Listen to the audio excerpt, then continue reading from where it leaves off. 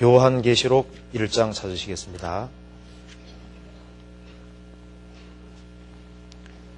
1장 17절입니다.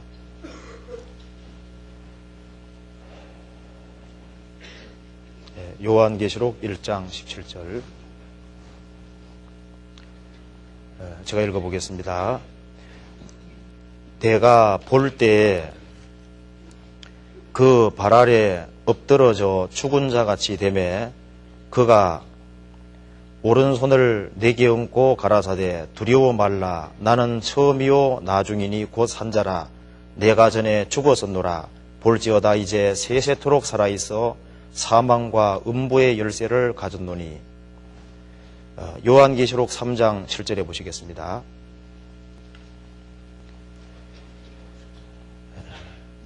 빌라델비아 교회의 사자에게 편지하기를 거룩하고 진실하사 다윗의 열쇠를 가지시니 곧 열면 닫을 사람이 없고 닫으면 열 사람이 없는 그이가 가라사대 볼지어다 내가 내 앞에 열린 문을 두어서되 능히 닫을 사람이 없으리라. 내가 내 행위를 아노니 내가 적은 능력을 가지고도 내 말을 지키며 내 이름을 배반치 아니하였도다. 거기까지입니다.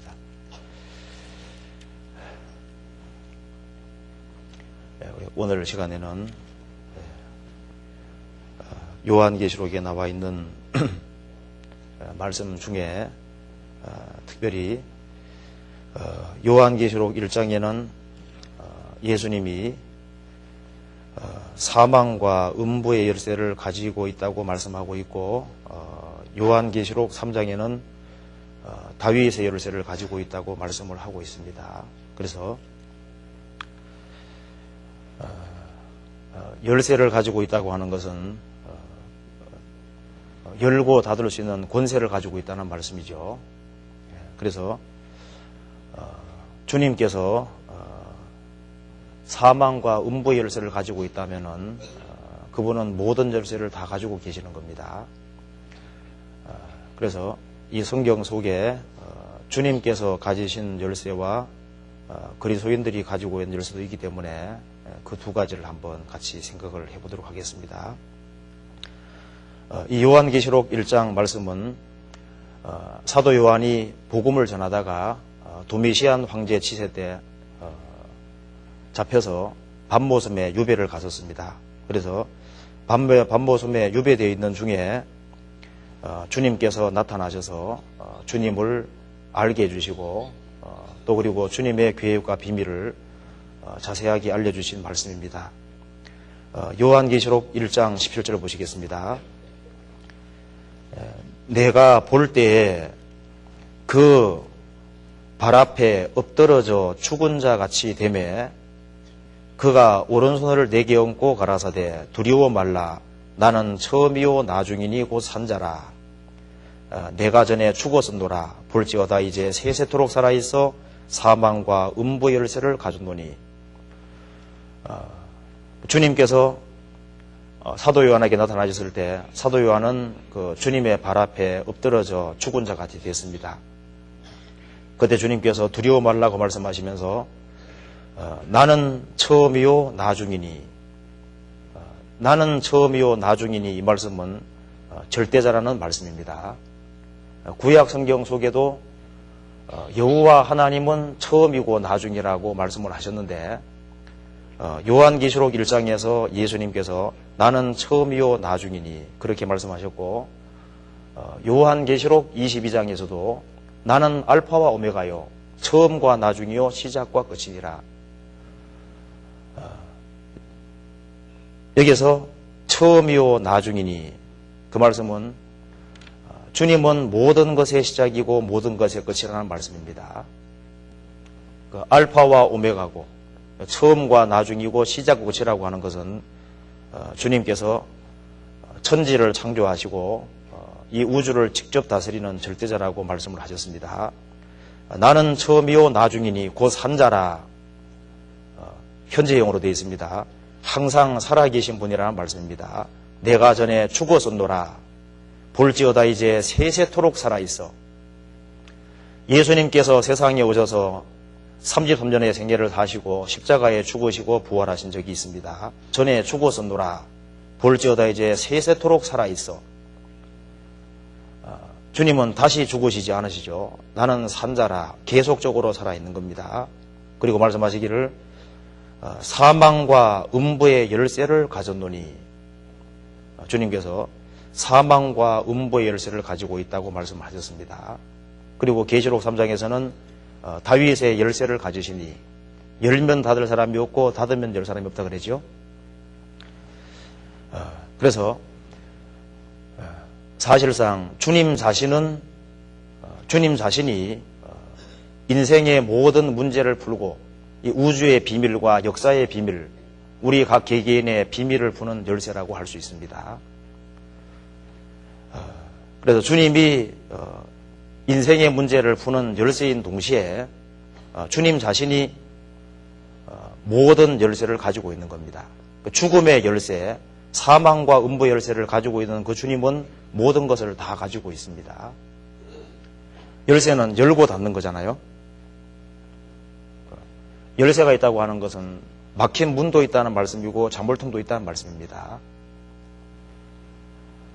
그래서 주님은 사망과 음부의 열쇠를 가지고 계시니까 그분은 모든 열쇠를 다 가지고 계시는 거예요. 자, 그래서 우리가 오늘 주님께서 가지고 있는, 물론 주님이 모든 열쇠를 다 가지고 있습니다. 우리 교회도 열쇠하는 사람들 많잖아요. 우리 교회는 아니고, 우리 교회는 별로 없는데 지방교회 가면은 열쇠하는 분들이 꽤 있습니다. 그래서 문만 열고 닫을 것이 아니라 주님께서 모든 열쇠를 가지고 있다고 하는 사실을 우리가 한번 생각을 해봐야 되고, 또 주님께서 우리 구원받은 사람에게 맡기신 열쇠도 있습니다. 그래서 그걸 한번 하나씩 생각을 해봅시다. 지금 세상이 점점 복잡해지니까요, 또 사악해지고 하기 때문에 사람들이 문을 단속을 더 잘 하는 것 같아요. 그래서 지금 하나님께서 이 세상에도 닫힌 곳이 있고 여는 열쇠가 있는 것처럼 영적인 세계에서도 마찬가지입니다. 그래서 이 성경 속에 모든 것을 열고 닫으시는 그 주권과 능력을 가지신 분이 주님이시라고 되어 있습니다. 그래서 이 성경부터 생각을 해보면요, 성경을 열고 닫으시는 분이 바로 주님입니다.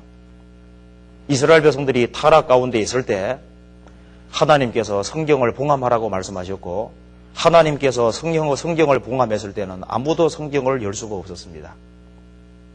그런데 주님께서 성경을 열어주시면 신기하게도 깨달아지고 인생의 의미와 목적이 이해가 되고 인생의 모든 문제가 풀려가는 겁니다. 저도 대학교 들어올 때까지는 교회당을 한 번도 안 가봤지만은 저에게 천국을 열어준 말씀이 요한복음 1장 29절입니다. 보라, 세상 죄를 지고 가는 하나님의 어린 양이로다. 그 말씀을 주님이 열어주실 때 제 마음속에서 깨달아졌고, 그때부터 성경이 하나씩 이해되기 시작했습니다. 성경을 열고 닫으시는 분이 주님이시기 때문에 주님의 도우심이 없이는 성경은 풀리지 않도록 되어 있고, 성경의 말씀을 올바로 깨달아 알 수가 없습니다. 이스라엘 백성들이 타락 가운데 있을 때 하나님께서 성경 문을 닫아버렸습니다. 한번 찾아보시죠. 이사야 8장에 보시겠습니다.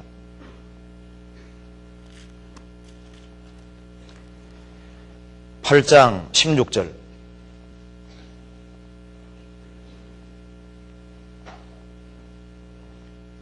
(8장) 16절. 너는 증거의 말씀을 싸매며 율법을 나의 제자 중에 봉함하라. 이스라엘 백성들이 한없이 타락했을 때 하나님께서 말씀하시기를 너는 증거의 말씀을 싸매며 율법을 나의 제자 중에 봉함하라. 이제 야곱 집에 대하여 낯을 가리우시는 여호와를 나는 기다리며 그를 바라보리라. 사람이 죄 가운데 있으면 하나님께서 얼굴을 가리시는 겁니다. 하나님께서 이스라엘 백성들에게 얼굴을 가리실 때 성경은 하나도 깨달아질 수가 없었습니다. 이사야 29장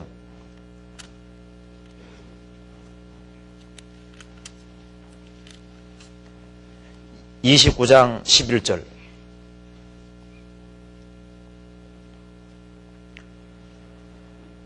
그러므로 모든 묵시가 너희에게는 마치 봉한 책의 말이라. 그것을 유식한 자에게 주며 이르기를 그대에게 청하노니 이를 읽어라 하면 대답하기를 봉하였으니 못하겠노라 할 것이요.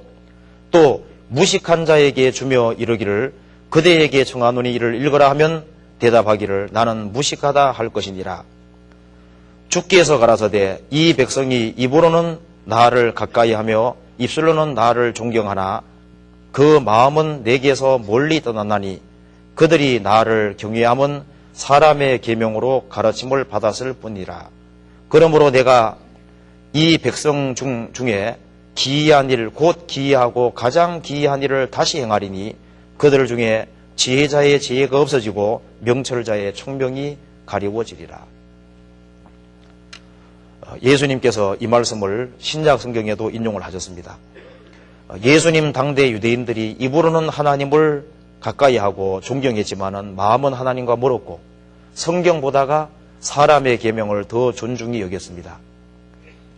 그래서 하나님께서 성경을 닫았기 때문에 마치 성경은 모든 묵시가 너희에게는 마치 봉한 책의 말이라. 성경이 하나도 깨달아지지 않았습니다.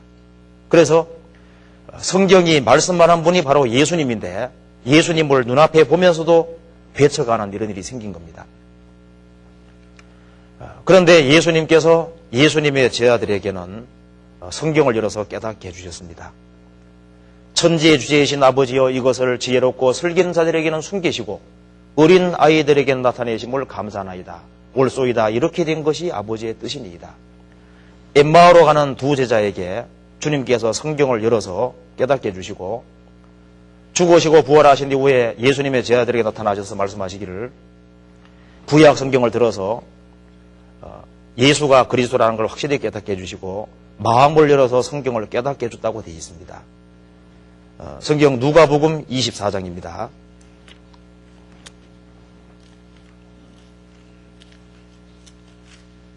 24장 32절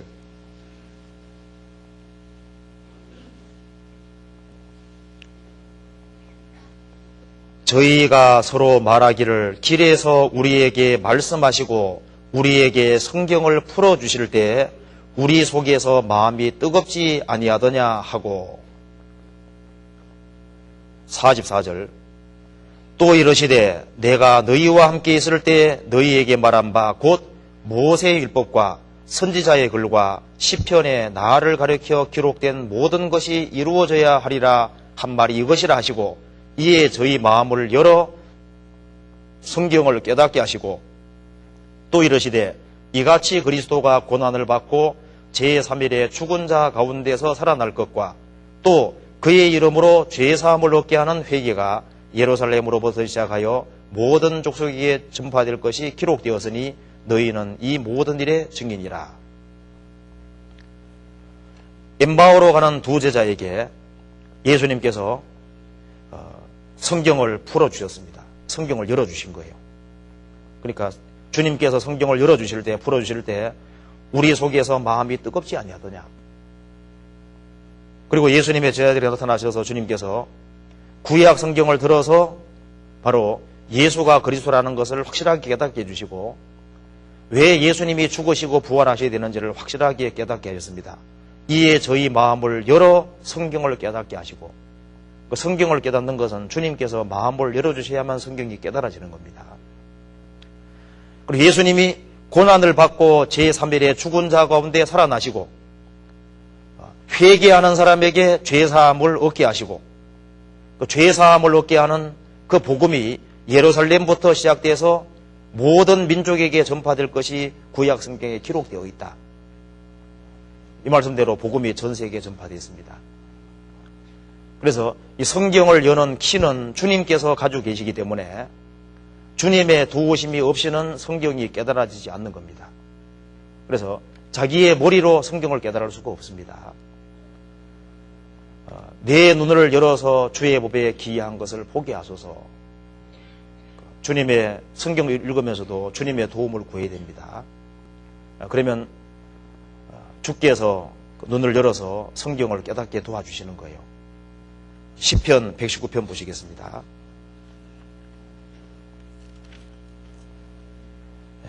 119편 18절 같이 읽어보겠습니다. 119편 18절 889페이지입니다.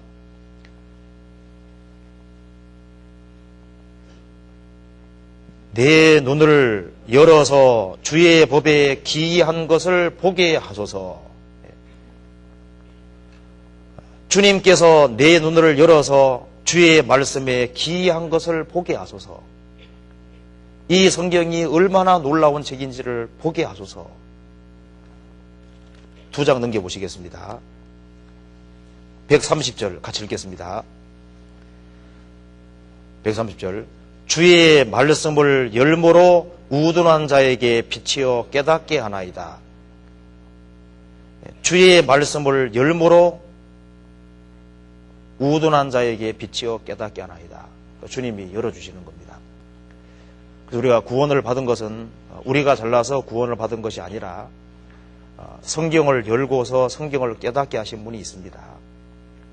그래서 이 성경 속에서 예수가 그리스도라는 걸 확실히 깨닫고 주님의 복음이 확실하게 깨달아지고 이것은 주님께서 열어주셨기 때문에 그렇게 깨달아진 겁니다.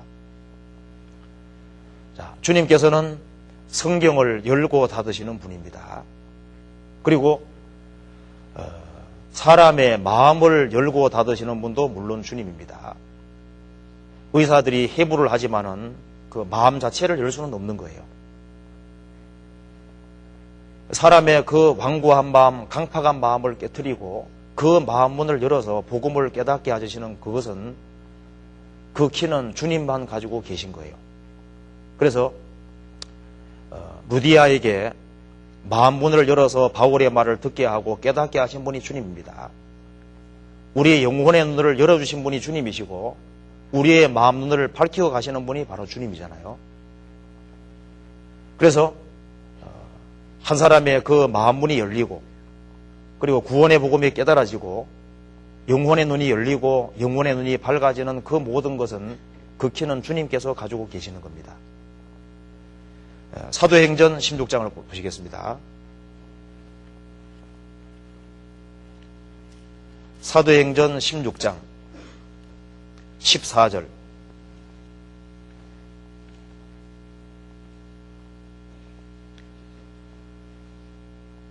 14절 두아디라 성의 자주장사로서 하나님을 공경하는 루디아라 하는 한 여자가 들었는데 주께서 그 마음을 열어 바울의 말을 청종하게 하신지라. 두아디라 성의 자주옷감 장사로서 하나님을 공경하는 루디아가 있었는데 이 루디아가 진리를 간절하게 구하는 사람임에 틀림없습니다. 주님께서 두아디라 자주장사 루디아를 구원의 길로 인도하기 위해서 사도 바울을 사용하신 거예요. 그래서 루디아라는 한 여자가 들었는데 주께서 그 마음을 열어 바울의 말을 청종하게 하신지라. 사람의 마음 문고리가 어디 있는지를 알 수가 없습니다. 사람이 열 수가 없는 거예요. 근데 주님께서 열어주시면 깨달아지는 겁니다. 주께서 그 마음을 열어 바울의 말을 청종하게 하신지라. 그래서 이 바울의 말을 듣고서 복음을 확실하게 깨닫고 가정을 개방한 겁니다. 우리가 구원받는 것도 마찬가지입니다. 성경이 전혀 이해가 안 되는데 복음이 깨달아지면 그때부터 이제 이해되기 시작하잖아요. 사도행전 26장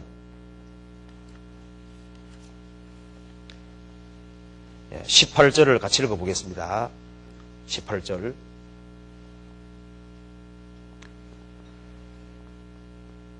그 눈을 뜨게 하여 어둠에서 빛으로 사단의 권세에서 하나님께로 돌아가게 하고 죄사함과 나를 믿어 거룩해 된 무리 가운데서 기업을 얻게 하리라 하더이다. 영혼에 감겼던 눈을 뜨게 할 수 있는 분은 주님밖에 없는 거예요. 그 영혼의 눈을 뜨게 하여 어둠에서 빛으로, 구원받고 나면 내가 어둠에 있었다는 걸 알 수 있습니다. 어둠에서 빛으로, 사탄의 권세에서 하나님께로 돌아왔다는 것도 알고, 영혼의 눈이 떨어질 때 주님께서 내 죄를 사하셨다는 것도 확실하게 알 수 있습니다. 그리고 구원받은 거룩한 무리가 있고, 그 무리 가운데서 하나님의 신령한 기업이 있다는 것도 아는 겁니다. 그래서 이 마음의 문을 열고 영혼의 눈을 여는 키는 주님이 가지고 계신 거예요. 에베소서 1장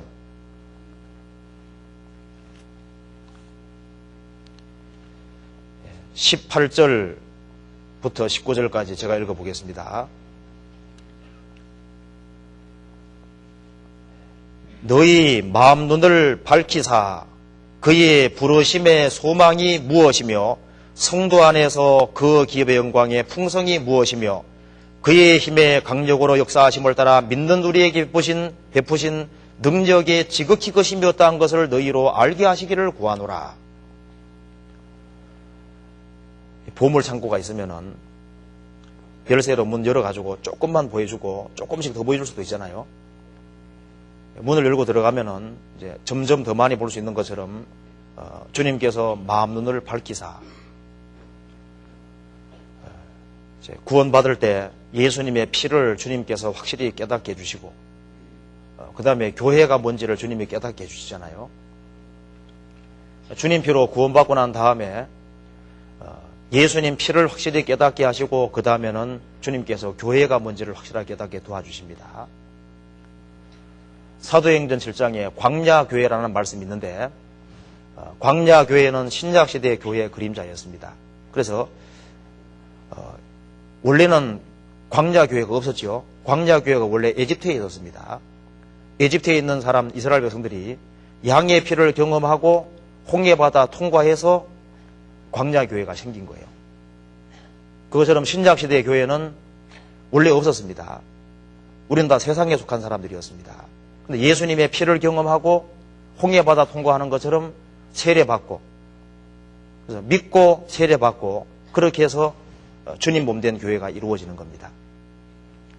그리고 이제 이스라엘 백성들이 에집트에 나올 때는 오합지졸이었는데 주님께서 이스라엘 백성들 가운데 계시면서 이스라엘 백성들 속에 질서를 세워 가시잖아요. 모세 중심으로 해서 1000부장, 100부장, 50부장, 10부장 이렇게 질서를 만들어 가셨고 그 가운데 주님이 같이 계신 겁니다. 그것처럼 우리를 구원하신 주님께서 구원받은 사람을 무리로 이루게 하시고 그 가운데 주님이 같이 계시면서 교회의 질서를 세워 가시고 그리고 일을 해 나가시는 거예요. 그리고 주님께서 그 가운데 계시니까 낮에는 구름기둥, 밤에는 불기둥으로 인도하신 것처럼 신약시대의 교회에도 주님의 인도하심이 있습니다. 그리고 매일마다 만나가 하늘에서 내린 것처럼 신약시대의 교회 안에도 주님께서 말씀을 계속적으로 내려주시는 일이 분명히 있습니다. 그런데 광야 생활 중에도 병드는 사람이 생겼죠? 왜 생겼을까요? 만나는 아침에 일찍 내렸다가 해 뜰 때는 사라졌습니다. 그러니까 늦장 부리고 늦잠 자고 하는 사람은 나가보면 뭐 있습니까 없습니까? 없잖아요. 제때 안 먹으니까 몸이 안 좋아지고 뒤처지게 되고 그리고 만나를 계속 먹었으면은 튼튼했을 겁니다. 근데 만나가 맛이 없다고 생각하니까 만나 먹지 않고 다른 거 먹었으면 어떻게 되겠습니까? 다른 것도 물론 없지만은 먹었다면은 병들고 뒤처지게 되고 결국은 아말렉군대에게 잡혀가는 거예요. 그것처럼 신약시대 교회 안에서도 주님께서는 구원받은 사람 속에 계시기 때문에 구원받은 사람에게 필요한 것은 분명히 다 내려주시는 겁니다. 그런데 왜 병드는 사람이 생기고 약해지는 사람이 생기냐 하면은 게을러서 제때 안 먹는 거예요. 그리고 먹어야 될 걸 먹어야 되는데 엉뚱한 것을 먹는 겁니다. 그러니까 영적으로 약해지고 그렇게 해서 뒤처지는 그런 일이 있을 수가 있습니다. 그래서 구원받고 나면은 주님께서 예수님의 피를 확실하게 믿어지게 만들어주시고 그리고 주님 몸된 교회가 뭔지를 알게 해주시고 그 가운데 우리의 위치를 깨닫게 도와주시잖아요. 그리고 이게 말한 대로 너희 마음 눈을 밝히사 그의 부르심의 소망이 무엇이며, 구원받고 처음에는 내가 지옥에 안 가게 됐다, 이제 그것만으로 좋아했는데 이제 성경을 계속 배우다 보면은 주님께서 나를 위해서 준비해 놓은 것이 얼마나 많은지를 점점 알아가는 겁니다. 그래서 그의 부르심의 소망이 무엇이며, 하나님께서 구원받은 사람을 위해서 예비해 놓은 모든 것이 있는데 사람의 마음으로도 생각할 수 없고 사람이 도무지 헤아릴 수 없는 엄청난 것을 주님께서 준비해 놨는데 그걸 주님이 하나씩 알아가게 만들어 주시는 겁니다. 그래서 그의 부르심의 소망이 무엇이며, 성도 안에서 그 기업의 영광의 풍성이 무엇이며, 그 영원한 기업이 있습니다. 그 힘의 강력으로 역사하심을 따라 믿는 우리에게 베푸신 능력의 지극히 것이며 어떠한 것을 너희로 알게 하시기를 구하노라. 그래서 구원받은 사람들이 모인 무리 속에 주님이 성령에 같이 계시고 그 가운데 능력이 있고 주님이 생명을 주시고 우리를 성장시키시고 우리로 하여금 여러 가지 역경을 이기게 만드시고 죄와 싸우게 만드시고 하는 그 모든 능력과 힘이 구원받은 사람들 속에 같이 있는 겁니다. 그래서 구원받고 나면은 무엇이 복인지를 주님이 확실히 깨닫게 도와주시잖아요. 마태복음 5장에 보면은 팔복이 나와 있는데 팔복의 시작이 뭔지 아시죠? 심령이 가난한 자는 복이 있나니 천국이 저희 것이며, 그 팔복의 제일 마지막이 뭡니까? 상이 금이라 그래 돼 있죠. 그러니까 예수님께서 말씀하신 복을 요약하면은 뭐냐 하면은 천국을 소유하게 된 사람, 그게 복입니다. 그리고 영원한 상을 얻을 수 있는 사람, 그것이 복인 거예요. 이 성경 속에서 말하는 결국 복은 천국을 소유하게 된 사람, 그것이 복이고, 주님 앞에 섰을 때 영원한 상을 받을 수 있는 사람, 그것이 복이라고 되어 있습니다. 그러면 주님께서 상을 주기 위해서 아주 거창하고 엄청난 것을 하게 행하시는 게 아니죠. 이 소자에게 냉수 한 그릇 떠준 것도 결코 상을 잃지 않는다 그랬습니다. 어떤 사람은 그것을 보고 냉수만 계속 갖다 주면 안 되겠죠, 형제자매들에게. 구원받은 사람에게 해준 것은 주님이 주님께 직접 해준 것으로 본다고 되어 있습니다. 그래서 의를 뿌린 자의 상은 확실하다 그랬는데 의를 뿌리는 것이 뭘까요? 지혜로운 자는 사람을 얻는다고 되어 있거든요. 그래서 구원받지 아니한 사람을 주님의 품으로 인도하고 구원받은 사람을 도와주고 구원받은 사람이 튼튼하게 살도록 인도해주고 하는 그 모든 것이 다 상으로 된다고 되어 있습니다. 구원받은 무리 가운데 붙어 있어도 뭐가 된다 그랬습니까? 별리가 상이 된다고 되어 있잖아요. 자, 그러니까 주님께서 우리의 마음을 열어주시면은 천국을 상속받는 것이 복이고 주님 앞에 상을 받을 수 있는 그게 복이다 그 말입니다. 팔복을 요약하면 결국 그겁니다. 그래서 주님께서 성경을 열어주시고 그리고 우리의 마음을 자꾸 열어주시는 그런 일이 있는 겁니다. 그리고 이 사람이 궁금하게 생각하고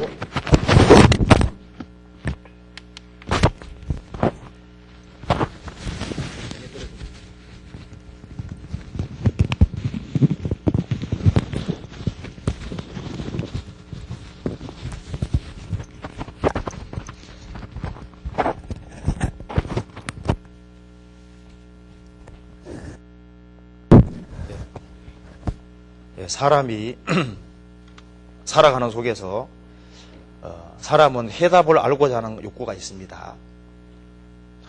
이 성경 속에서도 궁금한 것도 많고 인생에 궁금한 것도 많고 이해가 되지 않는 많은 것들이 있는데 이 마음속에 총명도 주님이 주시기 때문에요. 우리가 인생을 살아가는 속에서 이해가 안 되는 것들이 많이 있잖아요.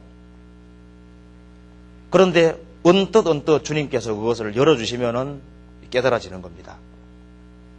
요셉도 하나님의 섭리가 잘 이해가 안 됐을 거예요. 왜 내가 17살 때 집을 나와야 되는지, 이집트에서 왜 그렇게 고통 속에 살아야 되는지, 그리고 억울한 누명을 쓰고 감옥까지 들어가야 되는지 그것이 이해가 되지 않았지만 믿었습니다. 나중에 하나님께서 감옥에서 끄집어내실 때 그때 요셉의 마음이 확실하게 열리고, 이것 때문에 주님께서 나의 길은 시련을 허락하셨구나 하는 것이 확실하게 깨달아지는 겁니다. 구원받고 난 이후에 살아가는 속에서 인생의 쾌천박해가 많이 있습니다. 왜 내게 이런 일들이 벌어지느냐? 당장은 모르죠.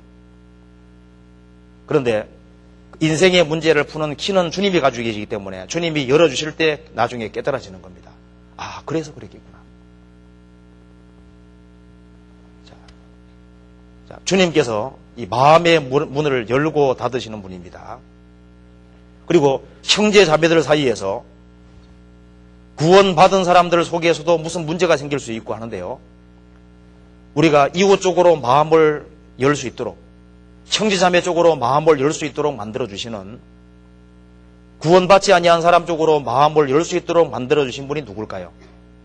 물론 주님입니다. 고린도 후서 6장을 보시겠습니다.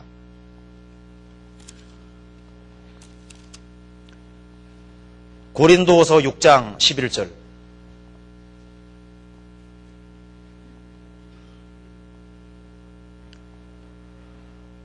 고린도인들이여, 너희를 향하여 우리의 입이 열리고 우리의 마음이 넓었으니 너희가 우리 안에서 좁아진 것이 아니라 오직 너희 심령에서 좁아진 것이니라.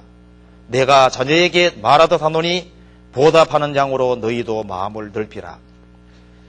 고린도 교회 속에 거짓된 일꾼들이 들어와서 사도 바울과 고린도 성도들하고 이간을 시켜놔버렸습니다. 그래서 사도 바울과 하나님의 일꾼 쪽으로 마음을 좁아지게 만든 겁니다. 그래서 고린도후서를 급히 보내서 오해를 풀어주고 주님께서 사도 바울과 하나님의 일꾼 쪽으로 마음을 넓히도록 역사해 주신 겁니다. 이 고린도 후서를 받고 고린도 성도들은 마음을 틀림없이 넓혔을 겁니다.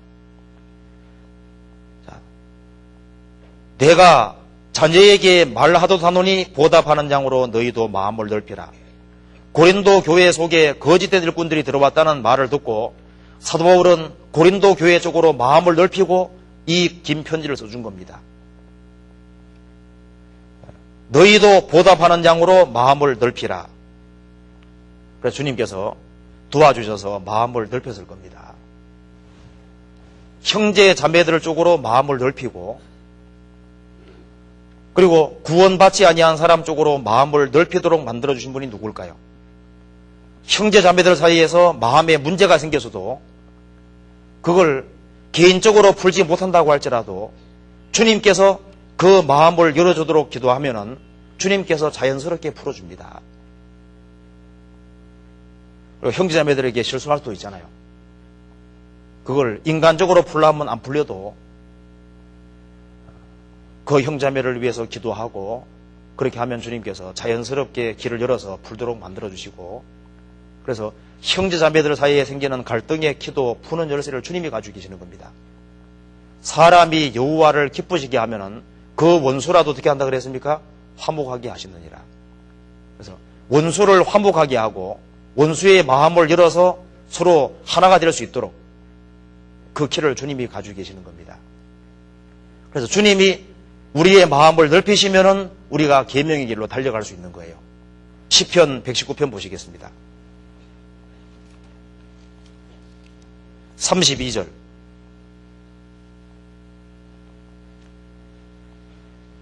이것은 같이 읽어보겠습니다. 주께서 내 마음을 넓히시오면 내가 주의 계명의 길로 달려가리이다. 구원받기 전에 우리는 다 이기적이었습니다. 구원받기 전에 우리는 다 자기중심적이었습니다. 그런데 주님께서 역사하셔서 주님이 우리 영혼 속에 들어오시면은 주님께서 마음을 넓혀 가시는 겁니다. 너와 내 집이 구원 얻으리라 말씀대로 나를 구원하신 주님이 집안 식구들에게 신경을 줄도록 마음을 열잖아요.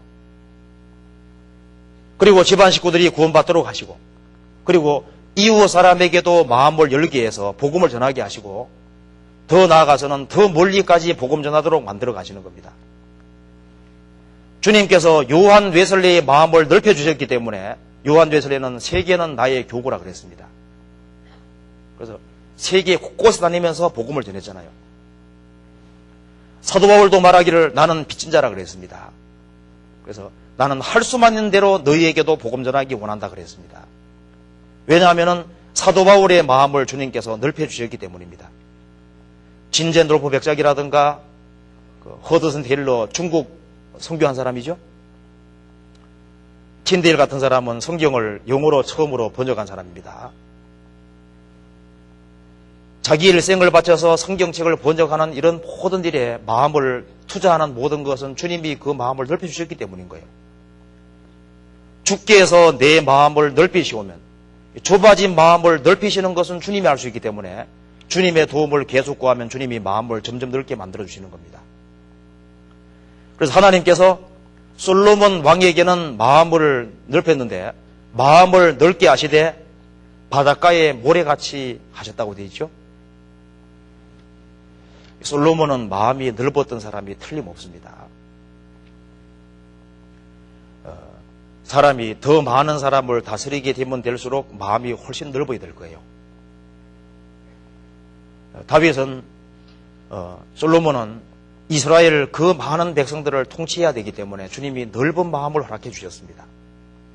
그리고 넓은 마음을 허락하시되 바닷가에 모래같이 하심에 그래 되어 있죠. 어떤 사람은 마음만 넓은 사람이 있거든요.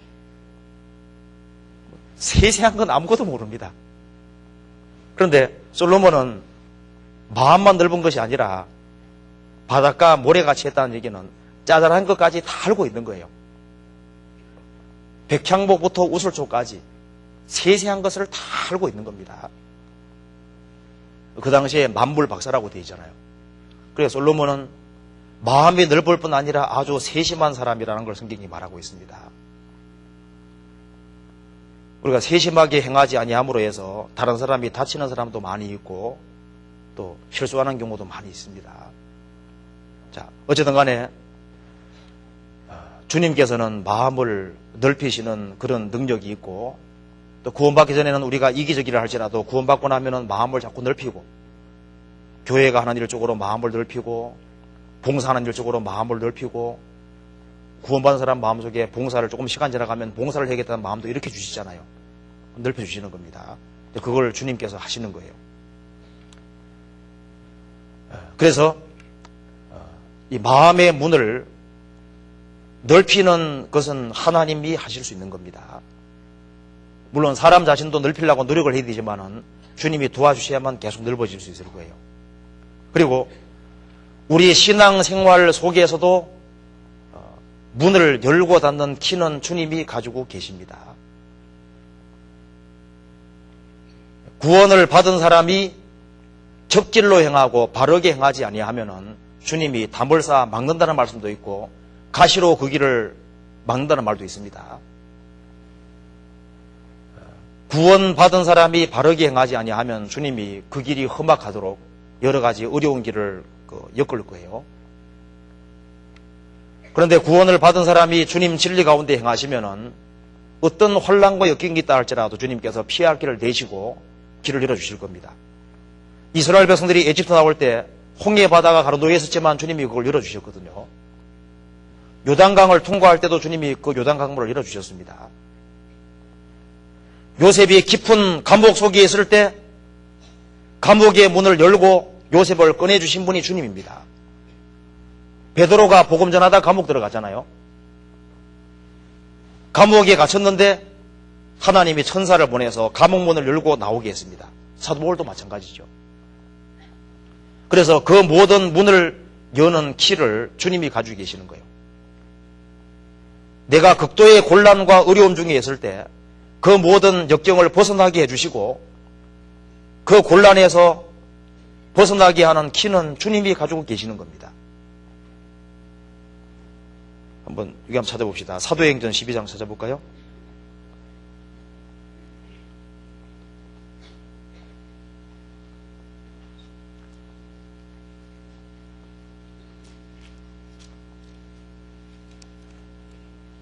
12장 10절에 보시겠습니다.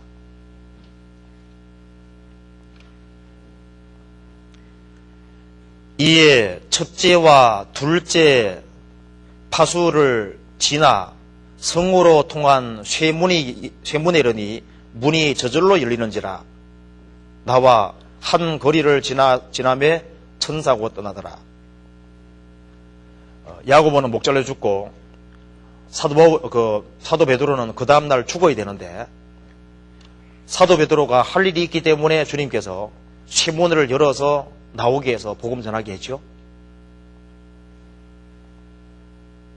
우리가 신앙생활하는 중에도 정말 주님을 위해 살아가는데 앞뒤가 쾅 막히고 도무지 빠져나올 수 없는 그런 상황이 얼마든지 올 수 있습니다. 주님은 살아계시기 때문에 그걸 벗어나게 할 수 있는 힘도 있는 거예요. 주님 뜻이라면. 그래서 신앙생활에 있어서 그 문을 여는 능력을 주님께서 가지고 계시는 겁니다. 그러니까 신앙생활의 비결은 간단한데 어떻게 하면 되겠습니까? 모든 키는 주님이 가지고 계시니까 주님께 매달리는 것이 최선인 거예요. 모든 키는 주님이 가지고, 그러니까 성경을 여는 것도 주님이 가지고 계시니까 주님께 도움을 구하고, 형제자매들 사이에서도 마찬가지죠. 무슨 문제든 간에 그 문제를 푸는 키는 주님이 가지고 계시니까 주님께 매달리는 것이 가장 안전하고 쉬운 길이라는 걸 알 수가 있습니다. 주님은 그리고 하늘 문을 여시는 분입니다. 시편 78편 보시겠습니다. 78편 23절.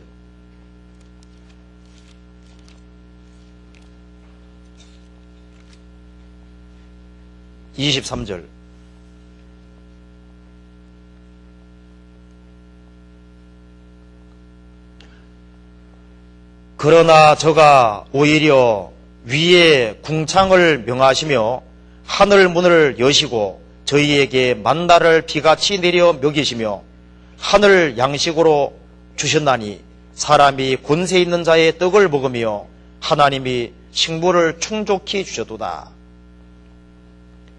이스라엘 백성들이 에집트 나왔을 때 광야에 아무것도 먹을 것이 없었습니다. 그런데 하나님께서 하늘 문을 여시고 만나를 비같이 매일매일 내려주셨습니다.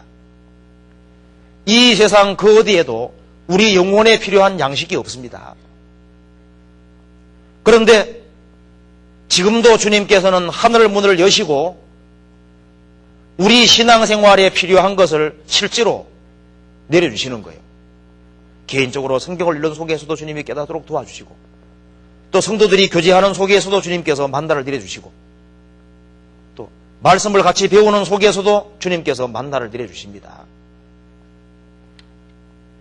이 성경에서 말씀하신 대로 하늘 문을 여시고 하나님께서 만나를 내리신다는 말씀대로 이것이 과거 사건만이 아니고 지금도 주님께서는 마찬가지로 그렇게 하고 계시는 거예요.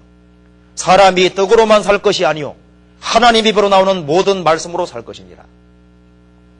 그리고 개인적으로도 극한 어려움 속에 들어갈 때 주님께서 하늘 문을 여시고 신앙생활의 확신과 어떤 힘 같은 걸 도와주시고 하시잖아요. 야곱도 어머니 아버지 품 안에 있을 때는 하늘 문이 열리는 것을 경험하지 못했습니다. 그런데 하나님의 축복을 받고 난 이후에 형제 에서가 죽이려고 할 때 도망갔잖아요. 브엘세바 광야에서 하늘 문이 열리고 하나님께서 야곱에게 약속을 해주셨습니다. 한번 찾아봅시다. 창세기 28장에.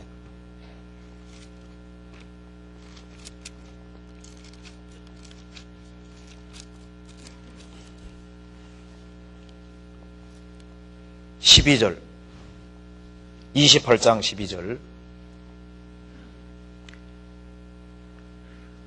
꿈에 본즉 사닥다리가 땅 위에 섰는데 그 꼭대기가 하늘에 닿았고, 또 본즉 하나님의 사자가 그 위에서 오르락내리락 하고, 또 본즉 여호와께서 그 위에 서서 가라사대 나는 여호와니 너의 조부 아브라함의 하나님이요 이삭의 하나님이라.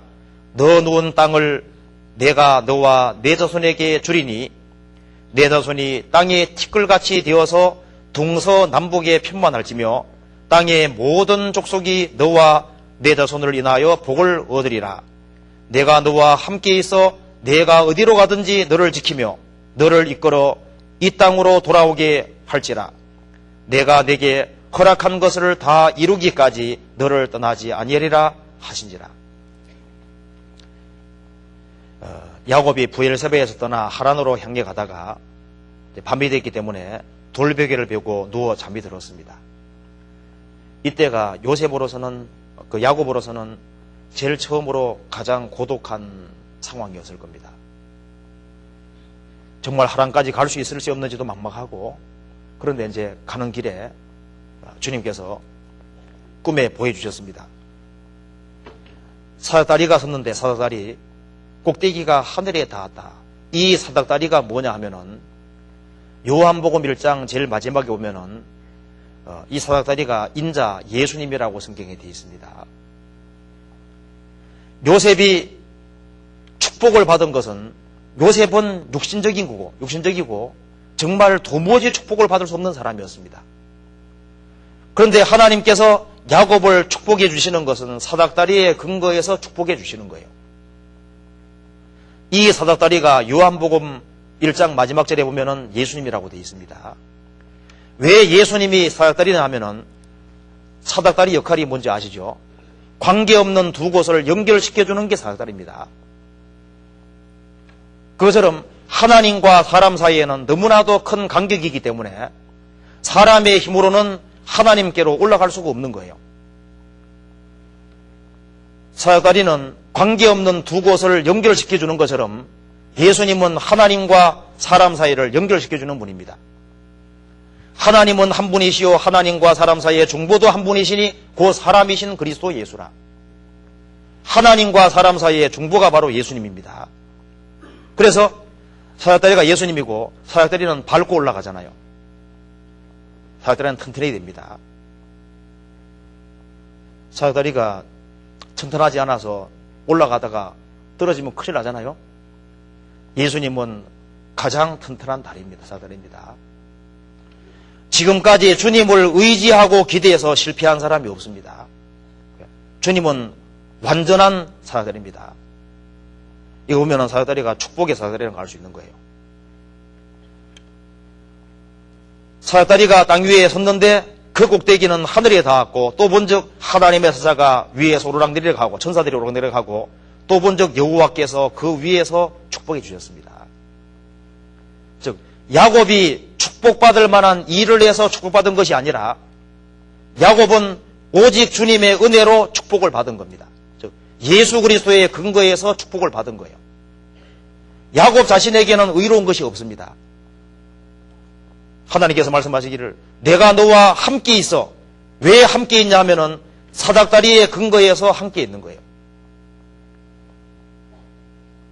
내게 허락한 것을 다 이루기까지 너를 떠나지 아니하리라. 주님께서 우리를 축복해 주시는 근거가 뭐예요? 십자가 때문에, 주님의 보배로운 공도 때문에.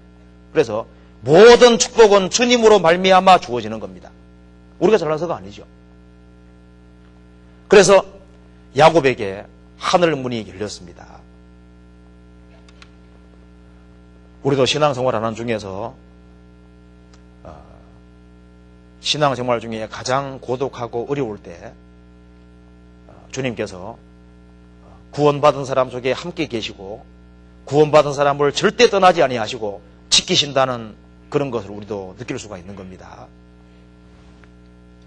그래서 이 하늘 문을 주님께서 유일하게 열 수 있는 분인 거예요. 열어서 축복해 줄 수 있는 분입니다. 에스겔도 그발강가에서 하늘 문이 열렸다고 성경에 되어 있습니다. 그리고 사도 요한도 주님이 하늘 문을 여시고 마지막 때를 다 보여주신 것으로 되어 있습니다. 지금 주님께서는 성경을 통해서 우리에게 열어주고 계시는 거예요. 성경 요한계시록 3장을 보시겠습니다.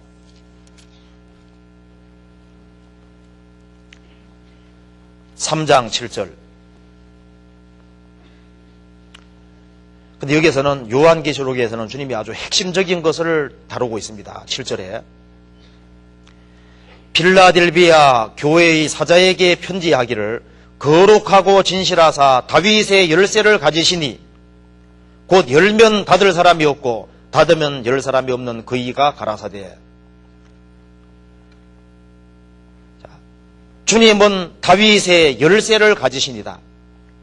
아브람, 이삭, 야곱에게 약속하시고 다윗에게 영원한 축복을 약속해 주셨는데 다윗의 열쇠를 가지고 있다. 신구약의 모든 축복 열쇠는 주님이 가지고 계신 겁니다. 열면 닫을 사람이 없고 닫으면 열 사람이 없는 그 이가 가라사대. 여기에 특별히 주님께서 무슨 열쇠를 가지고 있는지를 말하고 있냐면은 천국과 지옥을 보내는 열쇠 가지고 있다는 걸 말하고 있는 겁니다. 즉 복음의 열쇠를 주님이 가지고 계시고 있는 걸 분명히 말하고 있습니다. 천국 문을 열고 닫는 열쇠는 누가 가지고 있습니까? 여기에 열면은 닫을 사람이 없고 열어주면은 천국 가는 거예요. 닫으면은 천국 못 가는 겁니다. 그래서 여기에 볼지어다 내가 내 앞에 열린 문을 두어서되 복음의 문을 여시는 분이 주님입니다. 이 가정에 복음 문을 열어주시는 분이 누구예요? 주님이시잖아요. 우리 교회를 통해서 주님이 활발하게 복음을 전하시고 해외까지 복음 전하도록 길을 열어주시잖아요. 그 복음 문을 열어주시는 분이 누굽니까? 여기 성경에서 주님이라고 분명히 밝히고 있습니다. 다윗의 열쇠를 가지시니 곧 열면 닫을 사람이 없고 닫으면 열 사람이 없는 그 이가 가라사대. 복음의 열쇠를 천국과 천국을 여는 열쇠를 주님이 가지고 계시는 겁니다. 천국 문을 열고 닫으시는 것은 주님이 하시는 거예요. 그런데 필라델비아 교회의 성도들은 정말 적은 능력으로도 주님 이름을 배반치 않고 진실하게 주님을 섬겼기 때문에 주님이 필라델비아 교회를 통해서 많은 사람들이 구원받도록 길을 열어주셨습니다. 열린 문이 복음의 문이거든요. 고린도 전서 16장을 찾아봅시다.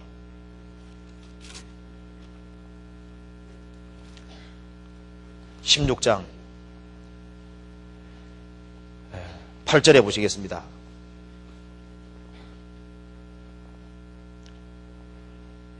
내가 오순절까지 에베소에 유하려 하면 내게 광대하고 공효를 이루는 문이 열리고 대적하는 자가 많음이니라.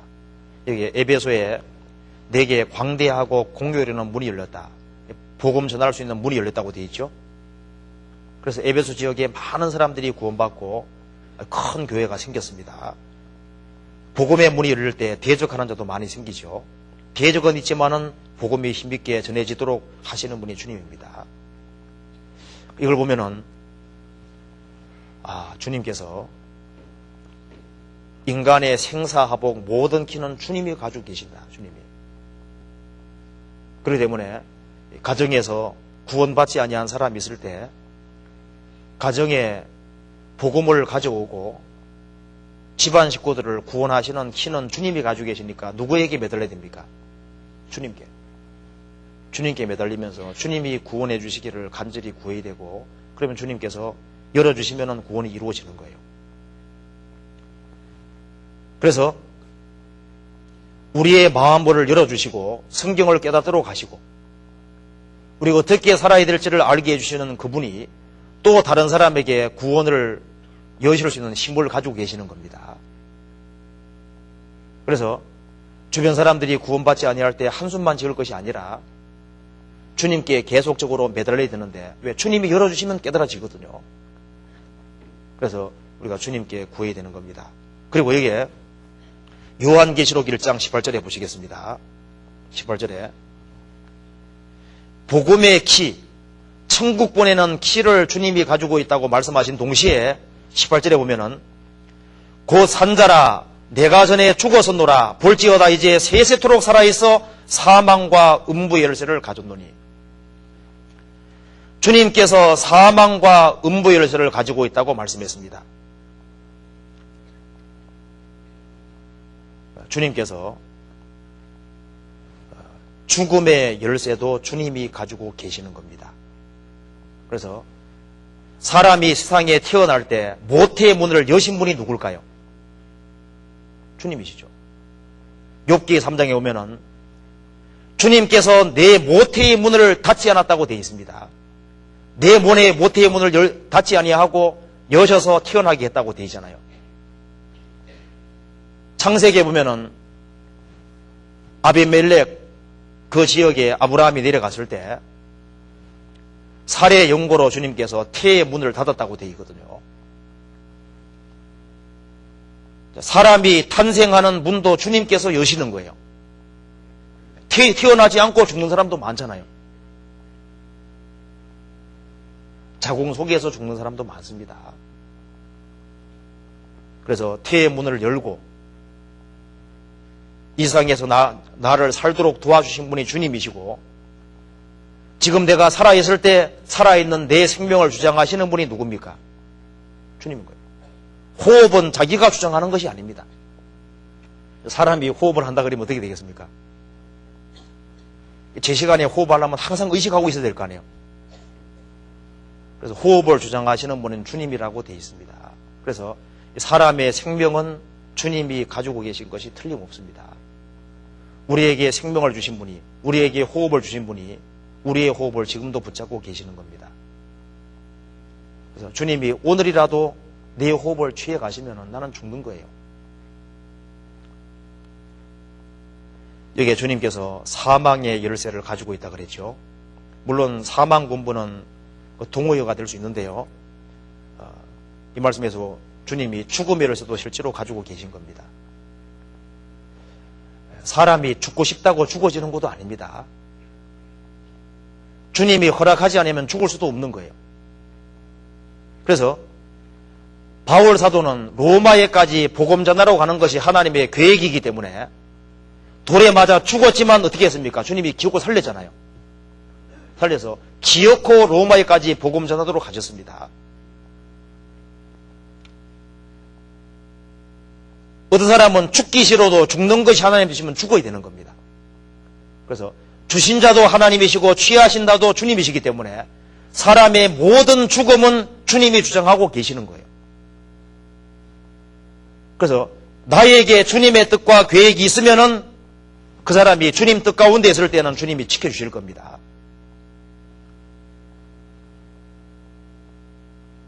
주님이 고린도 교회에서는 합당하게 안 살 때 주님이 목숨을 취해 가셨잖아요. 이러므로 너희 중에 약한 자가 많고 병든 자가 많고 잠자는 자도 적지 않다. 고린도 교회 성도들이 바르게 살지 않았을 때 주님이 죽여서 목숨을 데려가신 경우도 있습니다. 사람의 호흡을 주장하시는 분 유일하게 주님입니다. 그래서 우리의 생명의 키는, 우리 호흡의 키는 주님이 가지고 계시는 거예요. 그래서 호흡을 의사가 가지고 있는 것이 아닙니다. 그 사람이 죽는 것이 하나님의 뜻이면은 그 죽음을 피할 수가 없습니다.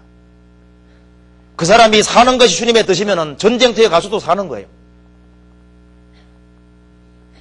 주님은 살게 할 수 있는 능력이 있습니다. 죽고 사는 모든 것은 주님에게 달려있는 거예요. 전도서 8장에 보시겠습니다.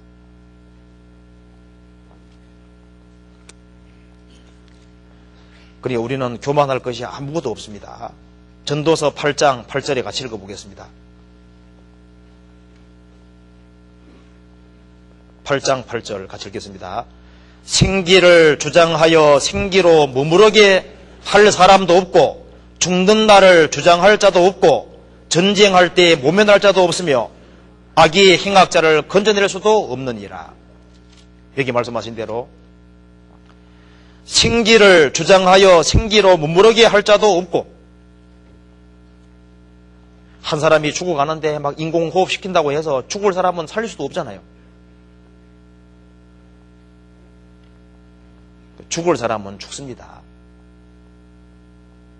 죽는 날을 주장할 자도 없고 자기가 날짜 정해놓고 죽을 수도 있는 것도 아닙니다.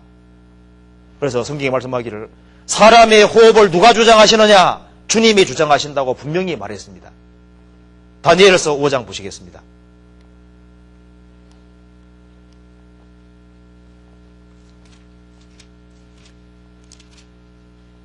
5장 23절. 그렇기 때문에 주님을 거스리는 것은 위험한 거예요.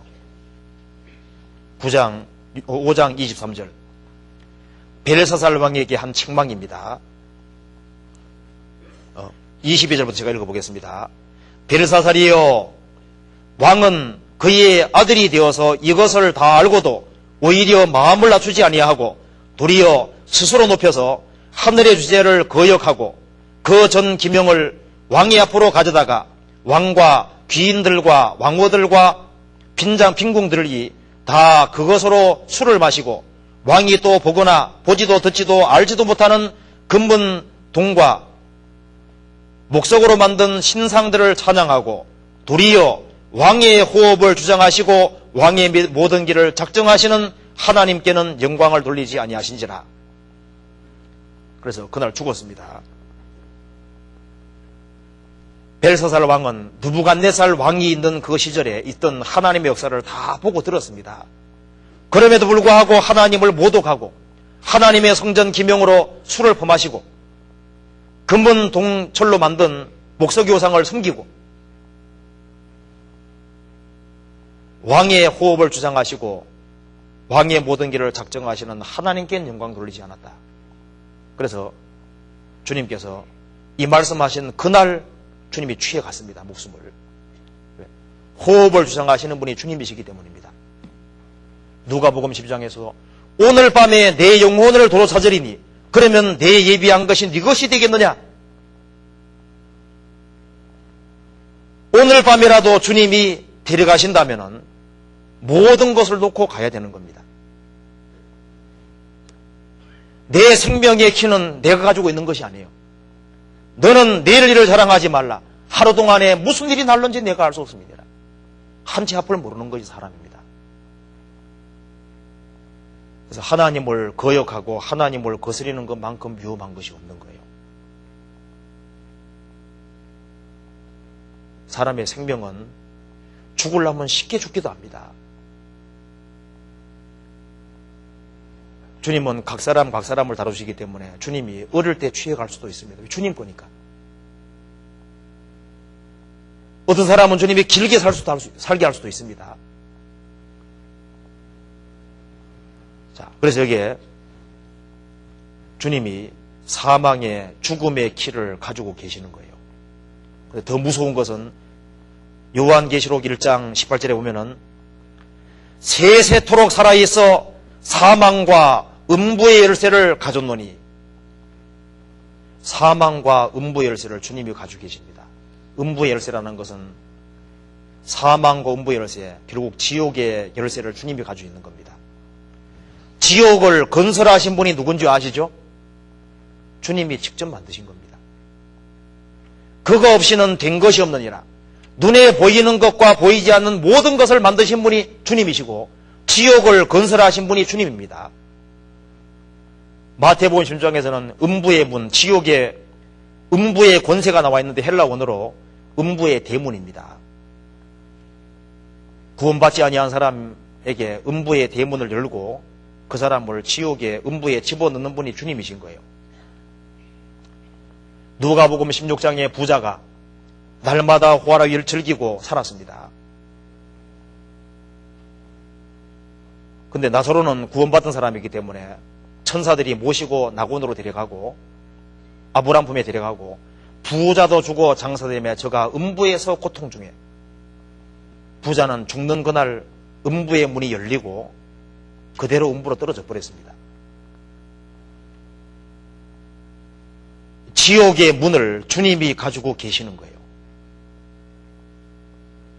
그리고 지금 천사들이 지금 범죄한 천사들, 마귀들이 역사하고 있지만은 그 마귀들을 주님이 예림하시면 몽땅 붙잡아서 무저갱을 열고 무저갱에 집어넣는 분이 주님이고, 무저갱의 문을 열고 또 범죄한 천사들을 끄집어내는 것도 주님이신 거예요.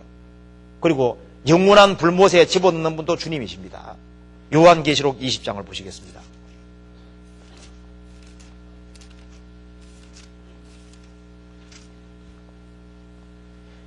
(20장) 1절.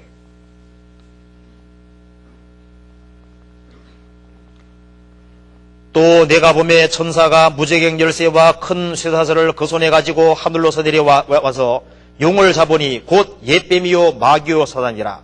잡아 1000년 동안 결박하여 무저갱에 던져 잠그고 그 위에 임봉하여 1000년이 차도록 다시는 만국을 미혹하지 못하게 하였다가 그 후에는 반드시 잠깐 놓이리라.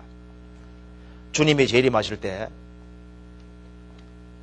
지구상에 존재하는 모든 범죄한 천사들, 그 마귀들을 몽땅 붙잡아서 무저갱의 열쇠와 큰 쇠사슬을 가져왔다고 되어 있죠. 무저갱을 열고서 범죄한 천사들을 몽땅 무저갱 밑도 끝도 없는 구덩이에다가 집어넣어 버렸습니다. 던져 넣어 버렸습니다. 그리고 문을 닫아 버렸습니다. 그래서 천전왕국 동안에는 마귀가 없는 거예요. 그리고 천전왕국 끝에 마귀를 잠깐 풀어놓는다고 되어 있죠. 7절에 천년이 참에 사단이 그 옥에서 놓여 나와서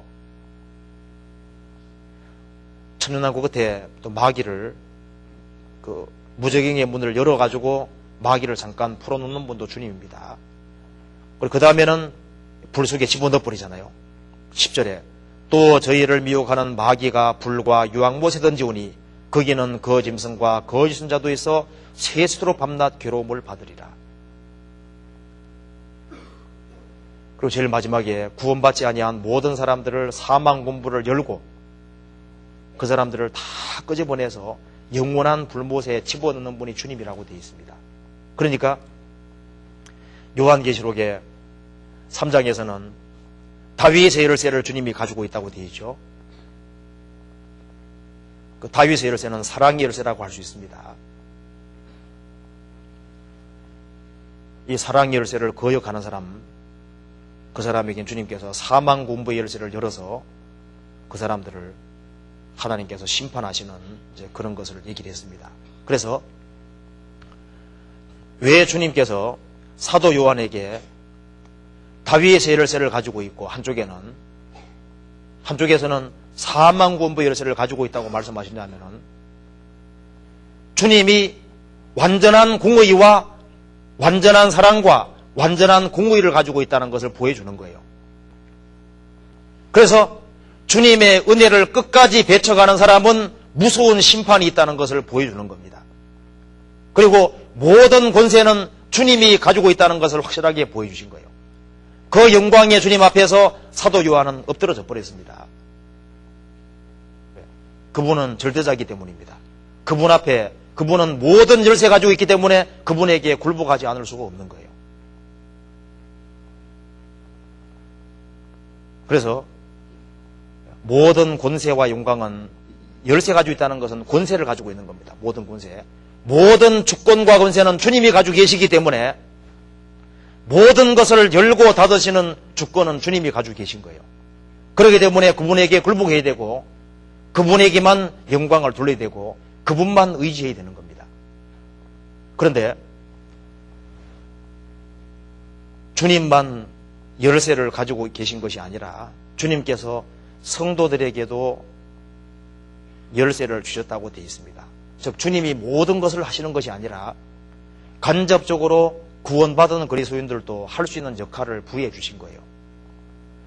그리스도인들도 키를 가지고 있습니다.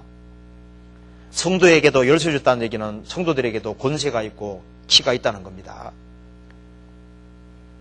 자, 그래서 이 세상 살아가는 데 있어서요, 그리스도인들이 사실은 주역이라는 걸 알아야 됩니다. 역사의 주역이 누구예요? 주역이 주님이시고 그 보조로 그리스도인들이 역사의 키입니다. 사실은요. 주님이 키고 그리스도인들이 키입니다. 소돔 고모라가 멸망할 때 의인 10명이 있으면은 소돔 고모라가 멸망하지 않을 수 있었습니다. 그럼 소돔 고모라에서 가장 핵심이 누굽니까? 의인 10명인 거예요. 예루살렘에 의인 한 명 없어 망했습니다. 그럼 예루살렘에 가장 키가 되는 사람이 누구냐? 의인 한 명 있으면 그 사람이 키가 되는 거예요. 왜 주님께서 아직까지 역사를 보존해 두시고 역사를 운영해 가시냐면은 그리스도인들이 할 일이 있고 그리스도인들이 키가 되는 겁니다. 그래서 지금 역사의 주역이 어떤 정치가라든가 이렇게 생각하면 안 됩니다. 그게 아니고요. 그리스도인이라는 걸 알아야 됩니다. 그리고 그리스도인들은 권세를 가지고 있는 거예요. 그래서 그리스도인들의 삶이 주변 사람에게 절대적으로 영향을 미치는 겁니다. 그래서 하나님께서 요셉을 감옥에서 끄집어내시고 요셉에게 7년 풍년 후에는 7년 흉년이 온다는 걸 알려주시고 창고를 많이 만들었죠. 기근시에 그 창고 문을 열고 닫는 권세는 요셉이 가지고 있었습니다. 요셉이 창고 문을 닫으면 그 사람은 굶어 죽게 되는 거예요. 그 죽고 사는 권세를 요셉이 가지고 있었습니다. 그리고 엘리야김 당시에는 성경에 보면은 엘리야김이 다윗의 열쇠를 가지고 있다고 되어 있습니다. 그럼 찾아봅시다. 이사야 22장.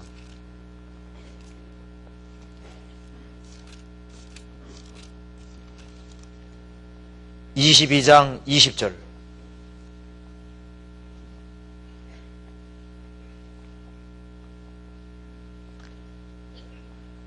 그날에 내가 힐기야의 아들 내 종 엘리야김을 불러 내 옷을 그에게 입히며 내 띠를 그에게 띄워 힘있게 하고 내 정권을 그의 손에 맡기리니 그가 예루살렘 거민과 유다 집의 아비가 될 것이며 내가 또 다윗 집의 열쇠를 그의 어깨에 두리니 그가 열면 닫을 자가 없겠고 닫으면 열 자가 없으리라.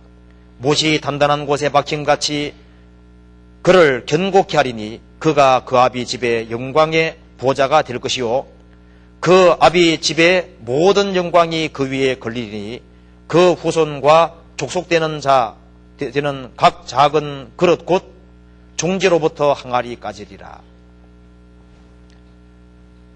여기에 셈다라고 하는 사람은 그 위에 셈다라고 하는 사람은 아주 이기적이고 자기중심적이었던 사람이었습니다. 그래서 주님께서 그 사람의 지위를 낮춰버리고 공같이 말아서 광활한 광야에 던진다고 되어 있죠. 지역에 이 당시에도 공이 있었던 모양입니다.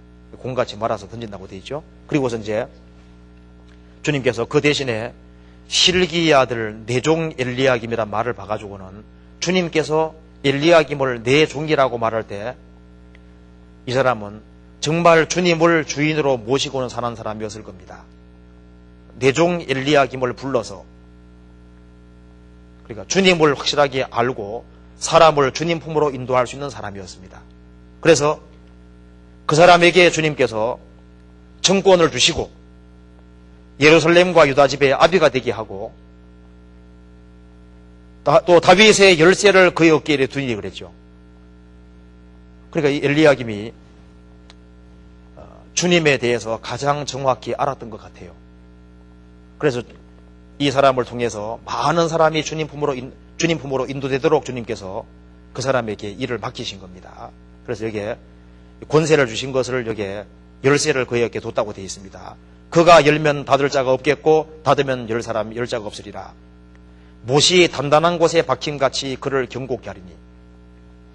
아마 엘리야김은 못 중에서도 좀 그래도 큰 못이었던 것 같아요. 여기 뒤에 보면은 막 오만 것들이 걸리잖아요.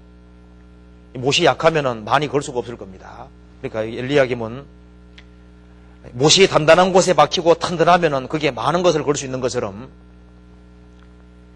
엘리야김은 하나님을 견고하게 의지한 것을 못이 단단한 곳에 박혔다고 이렇게 설명하신 겁니다.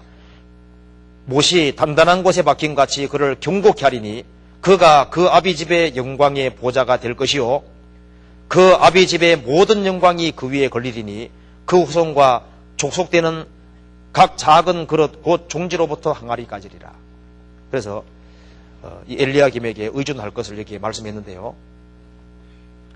이 모습이 거듭난 그리스도인들이 주님 말씀 가운데 살아가고 주님께 견고히 의지할 때 주님께서 그 사람을 통해서 또 많은 일을 할 수 있다는 것을 보여주고 있는 겁니다. 그래서 구약시대 때 엘리야김 같은 경우에 주님께서 열쇠를 어깨에 두었다고 되어 있죠. 그런데 신약시대에 주님께서 베드로에게 말씀하기를 천국 열쇠를 준다 그랬습니다.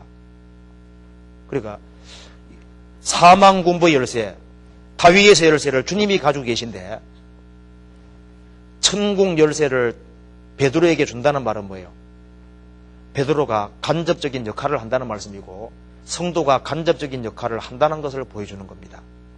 마태복음 16장 보시겠습니다.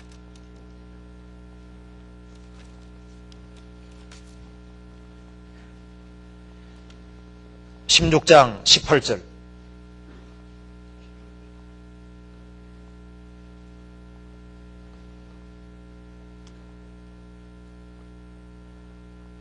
또 내가 네게 이르노니 너는 베드로라. 내가 이 반석 위에 내 교회를 세우리니 음부의 권세가 이기지 못하리라. 19절 내가 천국 열쇠를 내게 주리니 내가 땅에서 무엇이든지 매면 하늘에서도 매일 것이요 내가 땅에서 무엇이든지 풀면 하늘에서도 풀리리라 하시고, 이 말씀은 예수님이 가이사랴 빌립보 지방에 이르렀을 때 제자들에게 물었습니다. 사람들이 나를 누구라고 하더냐? 더러는 세례 요한, 더러는 엘리야, 어떤 이는 예레미야나 선지자 중에 하나라 하더이다. 너희는 나를 누구라 하느냐? 베드로가 말하기를 주는 그리스도시요 살아계신 하나님의 아들이시니이다. 예수님께서 바요나 시모나 내가 보기도다. 이를 알게 아니는 내 혈육이 아니요 하늘에 계신 네 아버지시니라. 이 고백을 듣고 난 이후에 예수님 말씀하시기를 너는 베드로라, 너는 페트로스라. 내가 이 반석 위에, 이 페트라 위에 성이 다르게 되어 있습니다. 그래서 너는 베드로라, 내가 이 페트라 위에, 이 페트라가 예수님입니다. 성령의 도우심으로 베드로는 예수님이 그리스도고 살아계신 하나님의 아들이라는 걸 확실하게 깨달았습니다. 너는 베드로라, 내가 이 반석 위에 그리스도입니다. 반석은 그리스도라고 되어 있죠. 베드로가 성령의 도우심으로 그리스도를 확실하게 깨달은 그 위에 내 교회를 세우리니 음부의 권세가 이기지 못하리라. 교회는 어디 위에 세우냐면은 이 반석 위에 교회가 세워지는 거예요.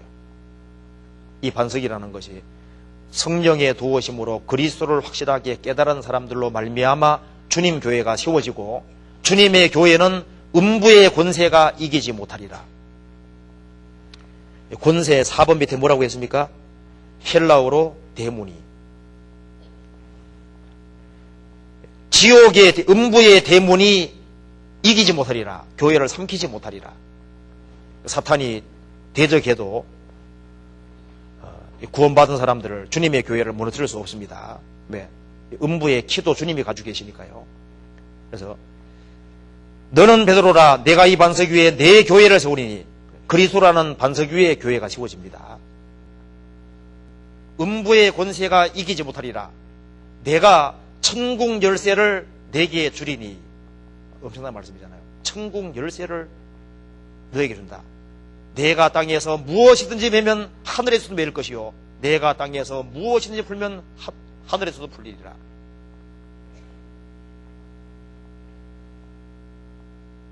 천국에 들어갈 수 있는 열쇠를 내가 내게 준다. 그 천국의 열쇠가 뭘까요? 천국 열쇠가 잠불통이 성경이고 너희가 성경에서 영생 얻는다 그랬죠? 천국에 들어가는 열쇠가 뭘까요? 그리스도. 베드로가 성령의 도우심으로 예수가 그리스도라는 걸 확실히 깨달은 것이 열쇠입니다. 천국 열쇠를 내게 주리니. 베드로가 나중에 오순절날 성령을 받았을 때 베드로가 더 확실하게 예수가 그리스도라는 걸 깨닫게 됐습니다.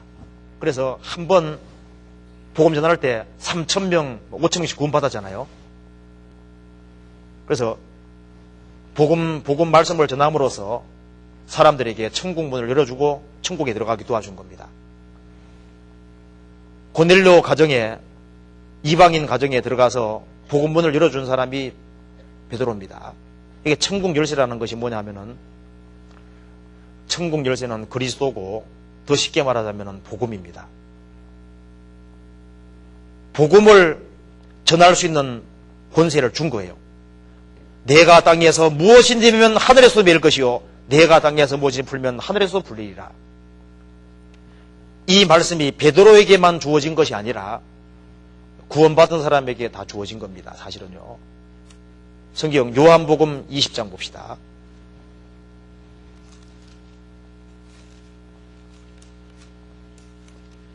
(20장) 23절.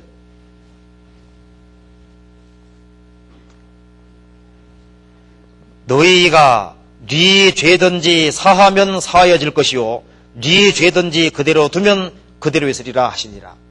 예수님께서 예수님의 제자들이 있을 때 그때 하신 말씀입니다. 여기는 복수지요. 너희가 네 죄든지 사하면 사하여질 것이요 그대로 두면 그대로 있으리라. 자, 이 말씀은 요한복음 19장 30절에 말한 대로 다 이루었다는 말이 있고 난 다음에 있는 말씀입니다. 예수님이 다 이루실 때 영원한 속죄를 다 이루신 거예요. 주님 피가 영원한 속죄를 다 이루셨는데 그 예수님께서 완성하신 복음을 사람에게 전해서 그 사람을 깨닫도록 도와주면은 그 사람 죄는 사해지니까 천국 갈 수 있도록 하고, 그 사람에게 복음을 안 전하고 복음을 못 깨닫게 하면은 복음 안 전하면 그 사람은 그대로 지옥 갈 것을 말하고 있는 겁니다. 죄가 그대로 있으면 지옥 가는 거잖아요. 그러니까 사람이 천국 가고 지옥 가는 그 키를, 복음 전할 부탁을, 권세를 누구에게 주신 겁니까? 구원받은 사람에게 준 겁니다. 그래서 에디오피아의 구스네시가 에디오피아에서 예루살렘까지 마차 타고 다니면서 하나님 말씀 배웠는데, 유대인들에게 배웠는데 못 깨달았습니다. 그래서 빌립이 가서 깨닫게 도와줬잖아요. 이런 것을 깨닫느냐? 지도하는 사람이 없으니 어찌 깨달을 수 있느냐? 알면은 올라와 깨닫게 해달라 그랬죠. 그래서 빌립이 마차 위에서 복음을 깨닫도록 도와줬습니다. 즉, 한 사람이 구원받는데 주님께서 모든 것을 하시는 것이 아니라 그리스도인들을 간접적으로 사용하시는 겁니다. 그런데 그리스도인들의 역할이 얼마나 중요한지를 확실하게 하시는 말씀입니다. 브리스길라와 아굴라가 구원을 받은 사람인데 그 당대에 아볼로가 성경에 능한 사람이었잖아요. 그런데 복음을 못 깨닫고 있었습니다. 그런데 브리스가와 아굴라 평신도가 복음을 깨닫도록 도와줬습니다. 천국의 열쇠를 누가 가지고 있냐 하면은 그리스도인들도 가지고 있는 거예요. 이걸 우리가 좀 깊이 생각해야 됩니다. 주님이 다윗의 열쇠와 사망군부 열쇠를 가지고 있는데 거듭난 그리스도인들은 이 성경의 키가 뭔지를 알고 있는 거예요. 이 성경은 곧 내게 대하여 증거하는 것이로라. 성경은 예수 그리스도를 증거하는 겁니다. 성경에서 예수님이 키고 예수님 중에서도 복음이 성경의 키입니다. 천국에 들어가는 열쇠는, 키는 결국 복음이잖아요. 주님의 속죄가 확실하게 깨달아지고 주님의 피 공로가 확실하게 깨달아지면은 그 사람에게는 천국 문이 활짝 열리는 거예요. 우리 주변의 사람들에게 이 복음을 전해서 그 사람에게 복음을 확실하게 전해서 그 사람에게 복음을 깨닫도록 도와주면 그 사람에게 천국 문이 열리는 겁니다. 그런데 사람이 천국 보내고 지옥 보내는데 그리스도인들이 간접적인 역할을 한다는 것이 굉장한 거잖아요. 그런데 이 천국 열쇠를 가지고 있는데 영혼 속에만 가지고 있고 이 마음과 생활 속에서, 생각 속에서 아주 거기서 확실히 붙잡아야 됩니다. 구원받고 난 다음에 처음에도 복음이 제일 중요합니다.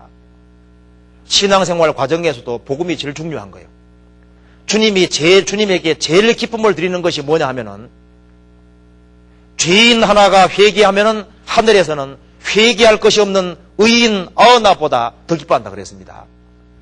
그런데 구원을 받았다는 사람 중에도 구원받고 자기는 구원을 받았는데 주변의 사람들이 구원을 받지 않았는데 마음속에, 생각 속에 복음이 제일 중요한 것으로 생각하지 않는 사람이 있습니다.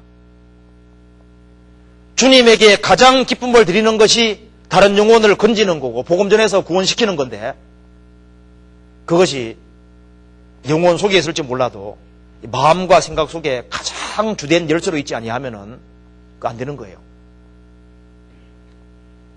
지옥 갈 사람을 천국 가도록 도와주는 것보다 더 큰 일은 있을 수 없습니다. 구원받은 사람을 붙잡아주는 것도 물론 중요한 일이죠. 지옥 갈 사람을 지옥 가지 않도록 건져주는 그것보다 더 큰 일이 있겠습니까? 그 사람이 지옥에서 영원히 고통받아야 되는데, 1년도 10년도 100년도 아니고 영원히 고통받아야 되는데, 그 사람의 죄 문제를 해결받을 수 있는 그 복음을 전해서 그 사람에게 죄가 없어지고 죄 사함으로 말미암는 구원을 받게 해서 천국 가게 할 수 있다면 그거보다 더 큰 일은 있을 수가 없는 거예요. 그런데 그 천국의 열쇠를 교회에게 맡겼고 그리스도인들 각 개개인에게 맡긴 겁니다. 참으로 구원받은 사람 속에는 천국 열쇠가 속에 있거든요. 주님과 주님의 복음이 속에 있는 겁니다. 그래서 우리의 신앙생활은 어떻게 하든 간에 우리에게 나오는 사람들, 접촉하는 사람에게 어떻게 하든 간에 잘해서 결국은 구원받지 아니한 사람에게는 천국을 열어주려고 우리가 있는 거예요. 근데 그리스도인들이 하지 아니하면은 안 됩니다. 주님이 그리스도인들의 역할을 통해서 같이 하시는 거예요. 그래서 전도할 권세를 그리스도인들이 가지고 있습니다. 그리고 그리스도인들에게는 무슨 키를 주셨냐면은 기도라는 키를 주신 겁니다. 성경이 말하기를 내 입을 넓게 열라 내가 채우리라. 구원받지 아니한 사람에게는 해당되지 않을지라도 그리스도인들에게는 그 기도할 수 있는 열쇠가 주어져 있는 겁니다. 내 입을 넓게 열라 내가 채우리라. 입을 조금 열면 조금만 채워줍니다. 많이 열면 많이 채워준다고 되어 있잖아. 넓게 열라 내가 채우리라 그랬습니다. 누가복음 18장에 불의한 재판관에게 한 과부가 우울한 일이 있어서 계속 번거롭게 하면서 해결해 줄 사람은 재판관밖에 없으니까 그 사람을 번거롭게 했을 때 결국은 내가 하나님과 사람을 무시하는 사람이지만 이 과부가 나를 계속 번거롭게 하니까 안 들어주면 안 되겠다 싶어서 어떻게 했습니까? 소원 들어줬잖아요. 불의한 재판관의 말을 들어라. 하물며 밤낮 하나님께 부르짖는 택하신 자들의 그 원한을 풀어주지 않겠느냐. 하나님의 손길을 내리는 그 권세를 그리스도인에게 주신 겁니다. 그래서 그리스도인들이 바쁘게 움직이면서 주님 역사를 이루려고 하고 마음을 주님께로 열고 하면은 주님께서 계속적으로 일을 하시는 거예요. 이사야 62장 찾아봅시다. 62장 6절부터 7절까지 같이 읽어보겠습니다. 6절부터 7절까지 같이 읽겠습니다. 예루살렘이여 내가 너의 성벽 위에 파수꾼을 세우고 그들로 종일 종야에 잠잠치 않게 하였느니라. 너희 여호와로 기억하게 하시는 자들아 너희는 쉬지 말며 또 여호와께서 예루살렘을 세워 세상에서 찬송을 받게 하시기까지 그로 쉬지 못하시게 하라. 자, 내 아버지께서 이제까지 일하시니 나도 일한다 그랬는데 자, 하나님으로 쉬지 못하시게 하라. 자, 여호와로 기억하게 하시는 자들아 너희는 쉬지 말며. 자, 어떤 그리스도인에게는 주님이 쉬고 있습니다. 그 사람 마음이 주님께 닫혀 있고 주님을 향해 열리지 않으면은 그 사람이 손 놓으면은 주님도 손 놓는 거예요. 그런데 믿음의 역사란 말씀대로 믿음 있는 곳에 주님이 역사하시는 겁니다. 주님을 위해서 계획을 세우고 주님께 부르짖고 주님의 도움을 구하고 그렇게 하면은 그리스도인들이 바쁘게 주님을 위해 살아가면은 주님의 도움을 계속 구하면은 주님이 쉴 수가 없잖아요. 주님은 도와주고 싶은데 아무도 주님을 찾는 사람이 없으면 주님이 그 사람 통해서 일을 할 수 없는 겁니다. 주님은 하늘에서 내려다보시면서 주님의 능력을 베풀어 줄 사람들을 찾고 주님은 도와주려고 하시는 거잖아요. 이쪽에서 간절하게 주님의 도움을 구하면 주님이 그 사람 쪽으로 모시는 거예요.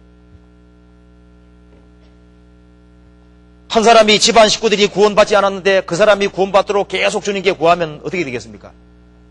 그 사람 쪽으로 주님이 일하도록 하는 거잖아요. 그래서 교회적으로 무슨 계획을 세우고 할 때 주님의 영광을 위한 계획을 세우고 그걸 위해 구하고 하면은 주님이 그쪽으로 역사를 하셔야 되니까 주님으로 모시게 하시는 겁니다. 주님은 능력이 너무 크시고 피곤해지지 않으시는 분이기 때문에 그로 제발 모시게 하라 그래 되잖아요. 주님을 성가시게 해도 주님은 성가시게 여기지 않을 테니까 주님으로 쉬지 못하시게 하라 그랬습니다. 그래서 예루살렘이여 내가 너희 성벽 위에 파수꾼을 세우고 그들로 종일 종ля에 잠잠치 않게 하였느니라. 너희 여호와로 기억하게 하시는 자들아. 여호와로 기억하게 하시는 자들아. 주님이 요셉을 잊지 않고 기억했습니다. 왜? 그 사람이 감옥 속에 있었지만은 주님께 계속 구하고 있었던 거예요. 주님의 인도하심을 바라고 있었습니다. 주님 잊지 않았잖아요. 지금도 낮은 자리에서 주님의 영광을 구하고 주님의 도움을 구하고 그렇게 하면은 주님이 그 사람을 계속적으로 기억하시고 그 사람에게 쉬지 않으시는 겁니다. 그래서 너희는 쉬지 말며 여호와께서 예루살렘을 세워 세상에서 찬송을 받게 하시기까지 그로 쉬지 못하시게 하라. 주님으로 하여금 이 세상에서 쉬지 못하게 하는 일을 할 수 있는 키를 누구에게 주셨느냐 하면 그리스도에게 주신 겁니다. 그래서 이 그리스도인들의 사명이 정말 막중한 거예요. 야고보서 5장 보시겠습니다.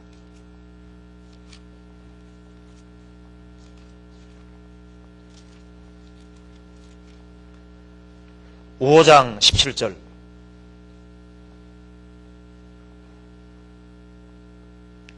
(17절에) 엘리야는 우리와 성정이 같은 사람이로되 저가 비오지 않기를 간절히 기도한 적 3년 6개월 동안 땅에 비가 아니오고 다시 기도한 적 하늘이 비를 주고 땅이 열매를 내었느니라. 그래서 엘리야는 하나님의 손길을 끌어내리고 하나님 역사를 이루게 한 사람입니다. 그런데 지금도 그 일을 주님이 교회를 통해서 지금 하고 있는 거예요. 주님의 손길을 끌어내리고 이 한국에 복음이 전해지도록 하고 세계적으로 복음이 전해지도록 하는 그 일을 주님께서 교회를 통해서 거듭난 그리스도인들을 통해서 하고 있는 겁니다. 그리스도인들은 천국 열쇠를 가지고 있습니다. 그리고 주님의 손길을 끌어내릴 수 있는 그런 키를 기도로서 키를 주신 거예요, 주님이. 그래서 간구함으로 도우라 그랬죠. 전도집회 할 때 간절히 기도해 주는 것이 도와주는 겁니다. 그래서 기도하면은 그 기도가 주님으로 올라가서 주님으로 하여금 일을 하시게 만드시는 거예요. 그리고 이 성경이라는 창고를 열 수 있는 키를 누구에게 주신 겁니까? 성경을 열 수 있는 키는 주님이 그리스도인들에게만 주신 겁니다. 그리스도인들이 아니고서는 성경이 안 열리도록 되어 있거든요. 천체 과학자들이 천체 현상을 알아도 천체를 만드신 분은 모르잖아요. 그리고 생물학자들이 생명 자체를 알 수가 없습니다. 그리고 생명을 만드신 분을 모르는 거예요. 의사들이 인체를 해부하고 고친다고 하지만은 그 몸을 만드신 분은 모르고 있는 거예요. 구원받은 그리스도인들은 주님을 알 뿐 아니라 이 성경이 양식 창고인데 이 성경의 양식 창고를 여는 것은 신학 박사라고 해서 여는 것이 아닙니다. 거듭난 그리스도인에게만 성경이 양식이 되도록 되어 있는 거예요. 이 성경은 산 사람에게만 필요한 겁니다. 양식은 죽은 사람에게 필요 없잖아요. 그래서 천국에 제한된 서기관마다 새 것과 옛것을 창고에서 내오는 집주인과 같으니라. 성경에 있는 양식을 끄집어내서 그걸 구원받지 아니한 사람에게 나눠주고 구원받은 사람 튼튼히 세우는데 하는 일을 주님께서 그리스도인들에게 맡기신 겁니다. 우리는 우리에게 깨닫게 해준 만큼 또 다른 사람에게 돌릴 책임이 있는 거예요. 그래서 천국 열쇠를 그리스도인들이 가지고 있는 겁니다. 기도하는 열쇠를 가지고 있어서 주님의 손길을 끌어내릴 수 있는 그런 권세는 그리스도인들이 가지고 있는 거예요. 그리고 이 성경을 열어서 주님이 성경을 열기 위해서 성경의 양식을 끄집어내서 구원받지 아니한 사람들을 건지고 또 구원받은 사람 튼튼하게 세우는 그 일을 그리스도인께서 하게 하는 겁니다. 그리고 마지막으로 한 가지만 더 생각합니다. 이 교회가 권세를 가지고 있거든요. 마태복음 18장 봅시다.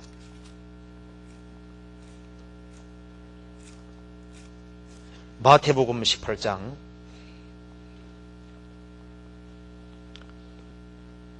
15절 보시겠습니다. 내 형제가 죄를 범하거든 가서 너와 그 사람과만 상대하여 권고하라. 만일을 들으면 내가 형제를 얻은 것이요 만일을 듣지 않거든 한두 사람을 데리고 가서 두세 증인의 입으로 말마다 청참케 하라. 만일 그들의 말도 듣지 않거든 교회의 말하고 교회의 말도 듣지 않거든 이방인과 세리같이 여기라. 진실로 너희에게 이르노니 무엇이든지 너희가 땅에서 매면 하늘에서도 매일 것이요 무엇이든지 땅에서 풀면 하늘에서도 풀리리라. 진실로 다시 너희에게 이르노니 너희 중에 두 사람이 땅에서 합심하여 무엇이든지 구하면 하늘에 계신 내 아버지께서 저희를 위하여 이루게 하시리라. 두세 사람이 내 이름으로 모인 곳에 나도 그들 중에 있느니라. 여기에 15절에 나와 있는 죄는 교회적으로 문제가 되는 죄입니다. 21절의 죄는 형제가 4개의 죄를 보면 개인적인 죄인 거예요. 우리가 개인적으로 성격적인 것 때문에 마음 상하게 할 수 있잖아요. 그런 죄와 15절에 나와 있는 죄는 다른 겁니다. 이건 교회에 또 간섭해야 될 죄이기 때문에 도덕적으로 어떤 큰 죄를 지었다든가 신앙적으로 무슨 죄 같은 걸 가지고 들어올 때 그런 문제를 얘기를 하는 겁니다. 형제가 죄를 범하거든 너는 가서 그 사람과만 상대하여 공고하라. 네, 안 들으면은 한두 사람을 데리고 가서 두세 증인의 입으로 말만 정장케 하고 그들의 말도 안 듣거든 교회에게도 말을 해야 되는 죄다 그 말입니다. 근데 교회의 말도 듣지 않거든 이방인과 세리같이 여기라. 그럼 교회의 말을 안 듣는다는 말이 무슨 말일까요?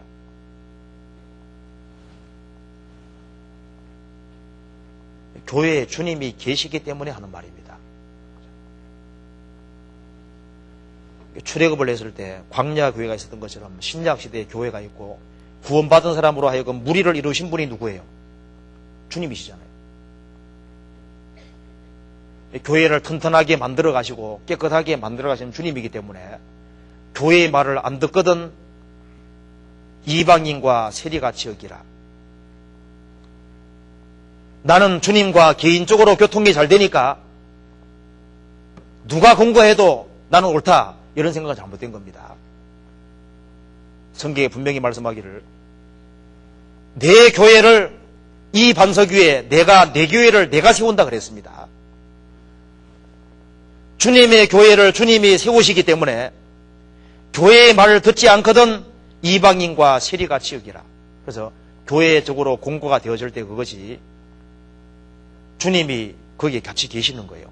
그래서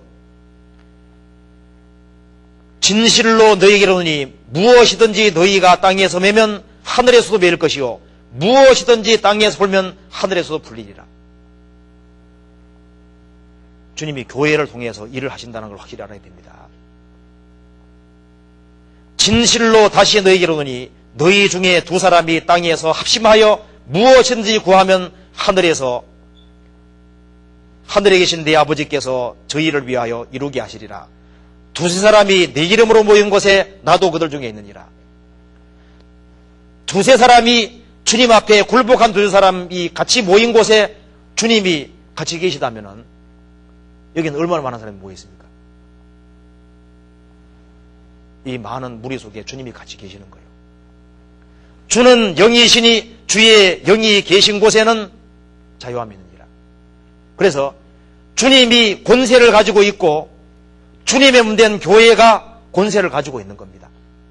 그래서 이 나라에 복음을 전하고 세계적으로 복음을 전하는 그 권세를 교회에게 맡기신 거예요. 성경에서 천국 열쇠를 다른 어떤 사람에게도 준다고 안 돼 있습니다. 바리새인들에게는 지식의 열쇠를 가져갔다고 주님이 책망했잖아요. 그래서 너희도 들어가지 아니하고 들어가는 자도 막았다 그랬습니다. 왜? 바리새인들은, 서기관들은 성경책을 배우지만은 성경의 키가 예수님이라고 생각하지 않았어요. 그래서 성경이 풀릴 리가 없죠. 잘못된 열쇠를 가지고 아무리 풀어도 풀립니까? 율법이 천국에 들어가는 키다 하고 생각하고 성경 풀면 성경 하나도 안 풀립니다. 어떤 사람들은 안식일을 지키는 것이 성경 푸는 키라 그럽니다. 어떤 사람은 예정론이 다 엉뚱한 걸 짓고 있는 거예요. 그래서 앞에서 인도하는 사람이 잘못된 성경에서 가장 중요한 키를 버려버리고 다른 키를 가장 중요하게 생각하면 사람들이 오도되는 겁니다. 근데 그리스도인들은 키를 가지고 있는 거예요. 그래서 요한계시록 1장에서 주님께서 말씀하신 대로 나는 처음이요 나중이다. 절대자라고 분명히 말씀하셨습니다. 이 역사를 시작하시는 분이고 끝내시는 분입니다. 내 개인의 처음이고 끝이에요. 성경의 처음이고 끝이 바로 주님입니다. 교회의 시작이고 끝이신 분이 주님이시잖아요. 나는 산자라 세세토록 살아있는 분입니다. 죽었지만 죽음의 권세를 이기신 분인 거예요.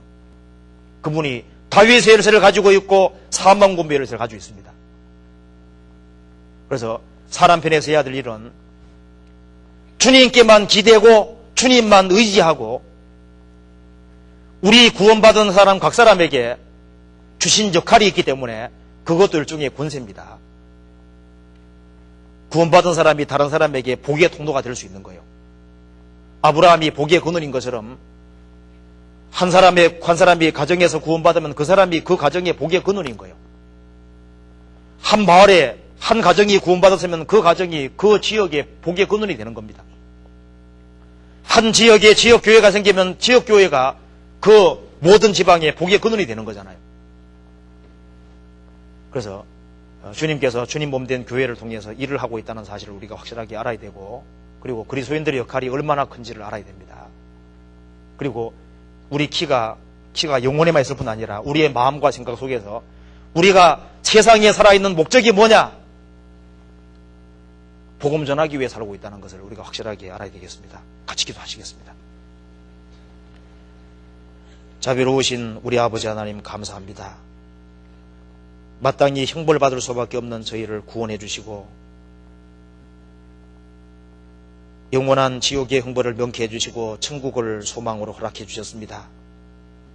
자비하신 주님께서 우리의 마음을 일깨워 주시고 주님을 더욱 의지할 수 있도록 도와주시고 그리스도인들의 역할이 얼마나 막중한 것을 더욱 깨달아 알 수 있도록 도와주시고 역사의 마지막 시대를 살아가는 저희들 힘있게 복음을 증거하고 주님의 일에 함께 동참하는 사람들이 될 수 있도록 도와주시옵소서. 우리의 나머지 모든 생에 말씀으로 다스려 주시고 도와주시기를 간절히 의지하오며 예수 그리스도 이름 받들어 기도하옵나이다. 아멘.